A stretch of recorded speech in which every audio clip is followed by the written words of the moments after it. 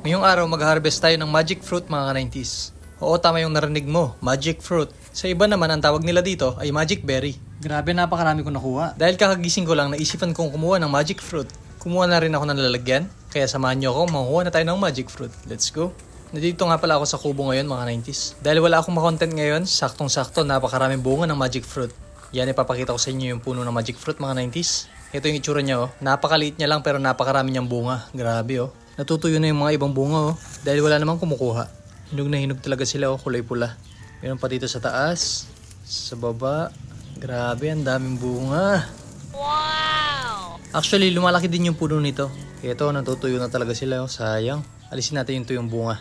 Grabe, napakasarap nilang tignan. Itsura pa lang nila, talagang napakasarap pitasin. Ayan, kukuha na tayo. Ito yung lalagyanan ko. At dahil sobrang init ng panahon, tatapan ko muna yung mukha ko. Baka umitim ako lalo. Nagsimula na nga pala akong pumitas na magic fruit. Grabe, nakadalawa pa lang ako pero napakasarap ng kumuha. Talagang mawawala yung stress mo dito. Talagang napaka-cute nila sa personal mga 90s. Kapag pinitas mo sila, sobrang lambot lang nila. Agad-agad, mapipitas talaga sila. Yung mga natutuyong bunga mga 90s, pwede silang itanim. Kaso yung puno ng magic fruit mga 90s, napakatagal bago lumaki. Ayan, napakarami ko na nakuha mga 90s. Grabe, talagang napakasarap kumuha. Pupunuin ko nga to. Talagang napakaraming bunga nito mga 90s. Di naman lahat makukuha ko to. Pero syempre, pupunuin natin to. Na mga 90s, malapit ko nang mapuno. Medyo nakarami na rin ako. Napakasarap din nilang hawakan mga 90s. Parang nag-harvest ka lang ng coffee. Ayan, sa wakas, natapos din ako mga 90s. Grabe, napakarami. Ang sarap sa mata. Sa sobrang dami ko nakuha, hindi ko na mabilang.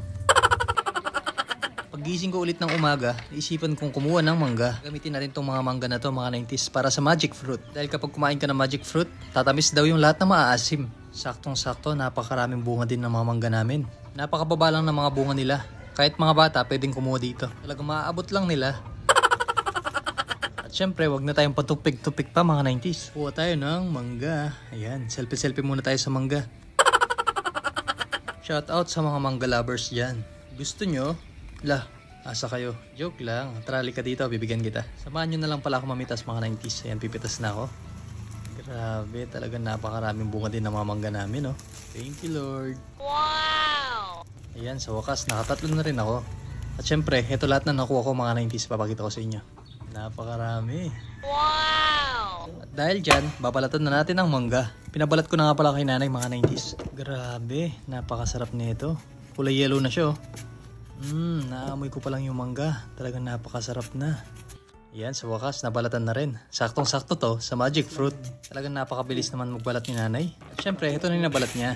Wow! Pinuha ko na rin yung mga bunga mga 90s. Unang-una natin papatikimin, si Ate May. Yan, bibigyan na natin siya ng magic berry o magic fruit. Yung lasa ng magic fruit mga 90s, medyo maasim-asim siya na matamis-tamis. After niya nga palang kainin yung magic fruit, kukuha na siya ng mangga. Yan, papatikimin natin. Yan na, titignan natin kung ano ang reaction niya. Tamis. Tamis na. Wow! Yan, talagang nasarapan siya.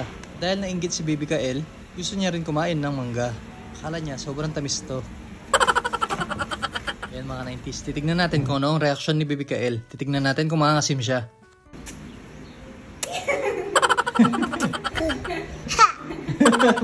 Kael, say cheese. Pupogi ka muna nga daw. Ganyan daw magpapogi si Baby Kael. Finiplex niya yung muscle niya. At syempre mga ka-90s, ako naman yung titikim ng magic fruit. Kailangan kapag kinain natin yung magic fruit, ikakalat natin sa buong bibig natin. Para kahit kumain tayo ng maasim, tatamis ito. Yung balat niya mga 90s hindi kinakain. Hindi rin kinakain yung buto. After nga pala natin kumain ng magic fruit, pwede na tayong kumain ng maasim na prutas.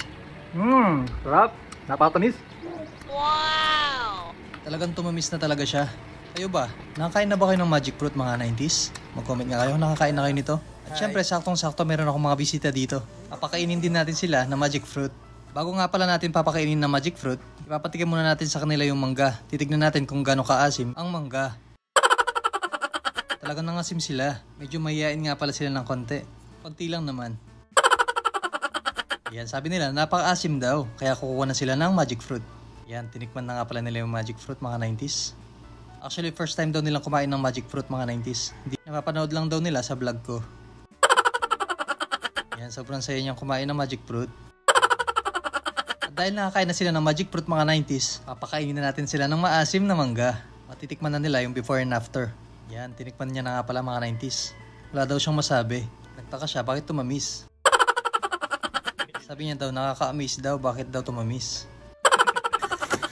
Balita ko, sabi daw nila, tatamis daw tong ampalaya pag kumain kayo ng magic fruit. Totoo kaya yon? Siyempre, titignan natin kung totoo. Yan, tinikman ko na nga pala. Grabe mga 90s. Ang pait pa rin.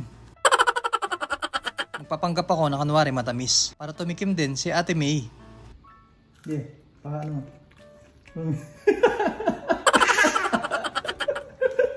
Fake news na. Fake news.